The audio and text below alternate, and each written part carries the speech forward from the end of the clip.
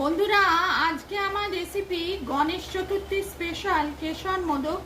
প্রথমে চিনিটা গুঁড়ো করে মিক্সিতে গুঁড়ো করে রেখেছিলাম, হাফ কাপ চিনি আর হাফ কাপ দুধ, লিকুইড দুধে কেশর মিশিয়ে রাখলাম। তারপর কড়াই ফ্রাইং প্যানে 2 চামচ ঘি দিয়ে 1 কাপ গুঁড়ো দুধ তারপর দিয়ে নাড়তে লাগলাম। তারপর 1 কাপ গুঁড়ো দুধ 2 চামচ ঘি দিয়ে নাড়তে লাগলাম। হাফ কাপ দুধ দিয়ে নাড়তে নাড়তে একটা মণ্ডল তৈরি হলো। চিনি দিলাম, তারপর কেশর মেশানো দুধটা দিলাম, এলাইচি দিলাম, একটা মণ্ডল তৈরি হলো। গ্যাস বন্ধ করে আরেকটু নাড়লাম, তারপর হাতের সাহায্যে মোদক তৈরি করলাম। দেখুন, ইনস্ট্যান্ট মাওয়া মোদক।